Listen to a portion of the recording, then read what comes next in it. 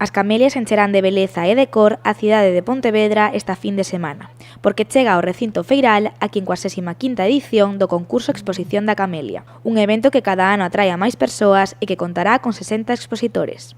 Nos estamos apostando polo sector productivo e aquí somos tamén referentes a nivel internacional e a nivel europeo, sobre todo, porque somos un país onde se reproduce a camelia como en ningún sitio, aínda que sexa de orixe oriental. O certo é que os propios chinos, cando veñen aquí, quedanse un pouco alucinados da rapidez coa que se reproduce aquí unha camelia, coa que medra, das dimensións que colle e do rápido que pode producir tanto flor como no caso do té. Entón, pretendemos que sexa un cultivo todoterreno.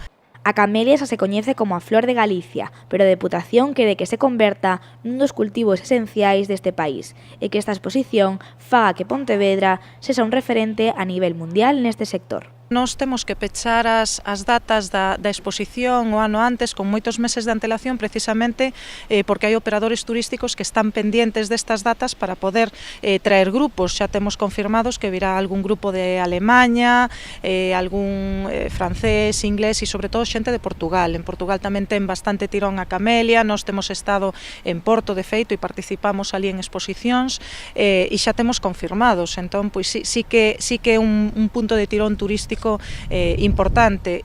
Entre as novidades máis destacadas, este ano verá 2 jornadas técnicas en torno ás patoloxías e infeccións da camelia e do seu cultivo en zonas forestais, porque en definitiva os usos da camelia son infinitos. Estamos agora traballando co que chamamos o té 100% galego. Pensamos que é unha saída que pode crear nicho económico porque, bueno, xa digo, prodúcese moi ben e ten unha saída neste momento no mercado que está bastante á alza e creemos que pode ser moi aproveitable. Ademais, a camelia tamén é moi utilizada no mundo da cosmética. Ti calquera produto que utilices de protección, de hidratación, para o cabelo, champús, xeles, de todo, calquera crema, pois miras por detrás e ten aceite de camelia. Entón é unha pena que un uso que é tan habitual na cosmética, pois que aquí non lle esteamos quitando todo o aproveitamento económico que podía ter, dado que podemos producir con moita calidade e, bueno, si plantamos máis, si dedicamos máis terreo á plantación de camelia, pois tamén en máis cantidade. Tras o éxito da anterior edición, a exposición volverá a repetir o seu cooking que estará a cargo do cociñeiro de Oirao da Leña, Iñaki Bretal, e levará a cabo a presentación do libro Sardíns históricos na provincia de Pontevedra.